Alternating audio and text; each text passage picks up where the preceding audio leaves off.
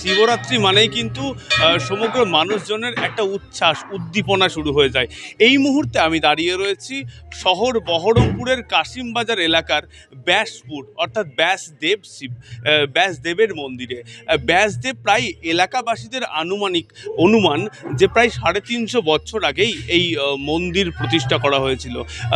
350 বছর ধরে এলাকার বিভিন্ন মানুষজন এই মন্দিরে বাবা মহাদেবের আরাধনায় আসেন। শিবরাত্রির আরাধনায় মেতে উঠবে শুধু বহরমপুর শহর নয়, বহরমপুর শহর ছাড়াও মুর্শিদাবাদ জেলার সমগ্র মানুষজন।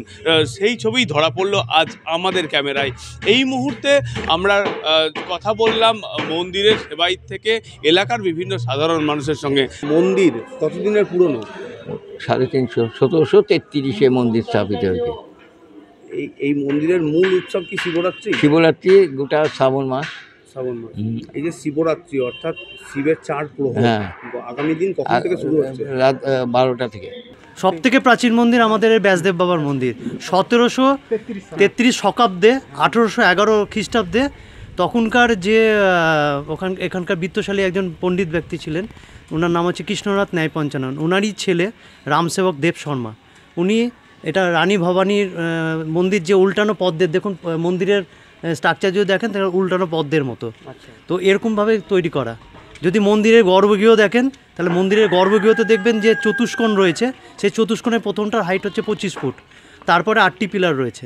পদ্মের মানে প্রথম সেটা হয়েছে 15 ফুটের, আর তার লাস্টের যে পদ্মের চাকি উল্টানো সেটা 15 ফিটের রয়েছে। এই টোটালটা। আর কারুকার্য রয়েছে এখানে বিভিন্ন রকম রাম রাবণের যুদ্ধ, তাছাড়া বিষ্ণু 10 অবতার, এছাড়া বিভিন্ন দেবদেবীর মূর্তি এখানে খচিত করা হয়েছে।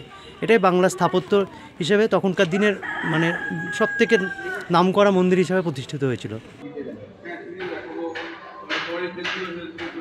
মেন যে পুজো শুরু হবে প্রায় রাত্রি 8টা থেকে এবং চলবে সকাল ভোর 5টা পর্যন্ত, এবং পরবর্তী দিনে এলাকার মানুষজনদেরকে প্রসাদ বিতরণ এবং নানা রকম কীর্তন, গান ও ধর্মমূলক অনুষ্ঠানেরও আয়োজন করা হবে বলে জানা যাচ্ছে।